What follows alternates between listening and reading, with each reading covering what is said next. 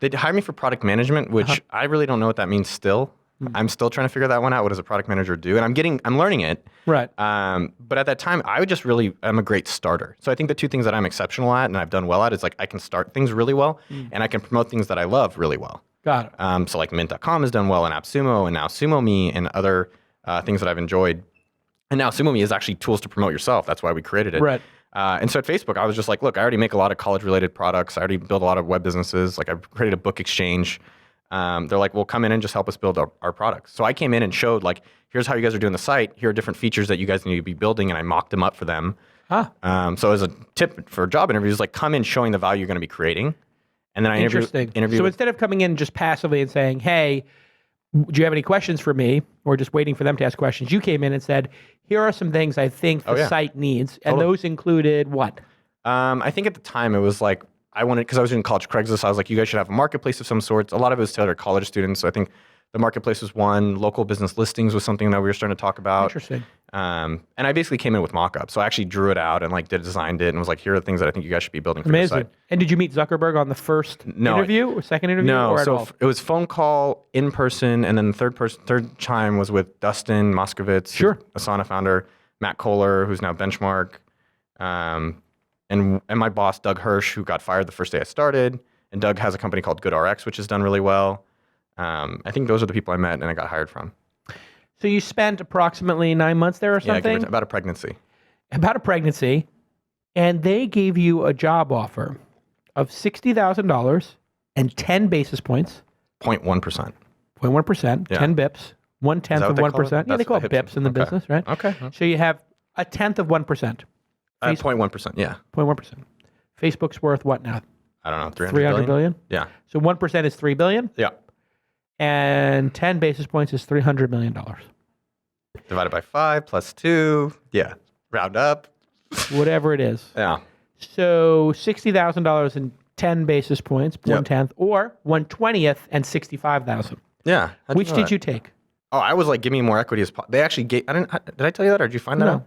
So they actually gave me the offer. They're like, do you want more cash or do you want more equity? And I was like, give me as much equity as I can possibly have. So they give you 10 basis points. Yeah. Which would have been worth $300 million. Give or take. Assuming there's not dilution and I would have been re-upped and things like that over time. Let's say you get diluted half. It would be $150 million. Yes. In today's market value. And what happens? You go in there. Yeah. You're 23, 24? 24, 25, yeah. 24 years old. You've been given the greatest opportunity of your life. And what happens? Well, a few things. Okay. This is Facebook at a time where like it was still a college social network where no one would have ever, like I expect it to be big and be successful to the level it's become. I don't think anyone would have bet on. And very few people did at the time. Right. In retrospect, it's like, oh, obviously now. But you had been on Friendster. And Friendster was crashing at that time. It was super slow. But also the monetization of a business that's going to be generating that much and it's going to be competing with Google. Like I didn't believe it would ever get to the size I didn't think it would ever be $100 billion business. I thought it could be a couple $1 billion business, but I laughed at the concept of being $100 billion because I didn't think advertising would ever work. I think the point that most people miss, and this is something I never hear about, and I actually think about it pretty regularly because it's something I'm trying to understand, like what am I really good at? I don't think people have recognized how patient Mark is and how many consistent good choices he's had to make in 15 years. Right. I think people kind of like, oh yeah, Mark's like this kid genius and he is very bright. Well, I mean, I don't know about genius. I mean, I think he's exceptionally smart. Like I've worked for Bill Gates, like I was at Microsoft and I met him. Yeah. Like they're both at the weirdo level. Like they have this like genius weirdo vibe that like they're just different. They're differently thinking than most. Is he genius or is he just a phenomenal executor? Because I don't think people I talk to say Mark is not like going to invent something amazing, but he has a preternatural ability to focus and build product and stay focused. He was exceptional. I mean, I was there for a short period of time. Maybe that's genius too, I guess, if you can stay focused on building product. I've seen literally like we have a monthly 1K.com product where it helps people start businesses, and I've started many businesses and I've promoted them and they've done well. Yeah. And we're going to get to all that. Yeah, and I just want to get through this Facebook. I think there's a lot of stuff that your audience would appreciate and learn from that.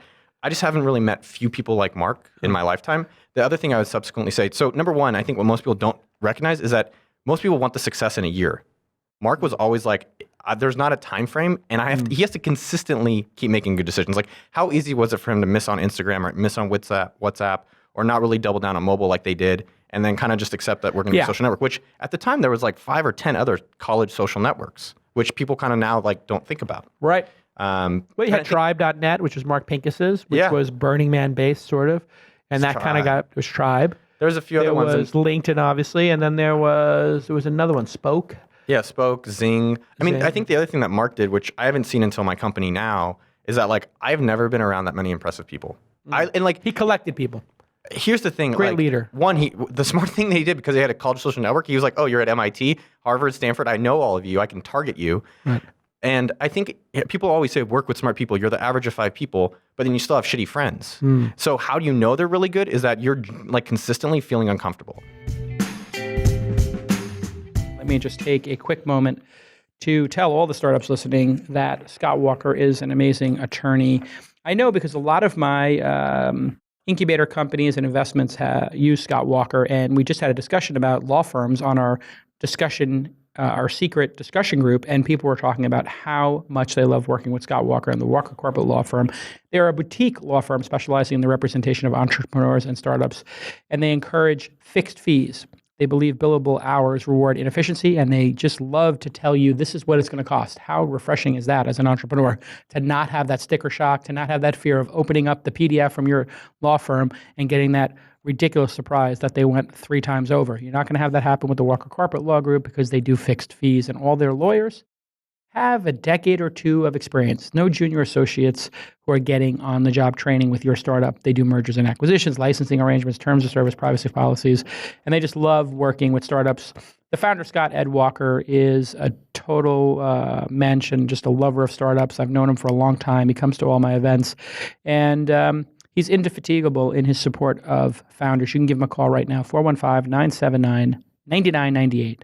415 is San Francisco, 979-9998, 979-9998, or email Scott at Walker Corporate Law, Scott at WalkerCorporateLaw.com, or visit WalkerCorporateLaw.com. And you can follow Scott Ed Walker on the Twitter, at Scott Ed Walker. And everybody go ahead and thank at Scott Ed Walker on Twitter if you're a super fan, because he has been, I think he's the longest running partner of the show. So thanks again to Scott Walker for representing my companies and doing a great job at it.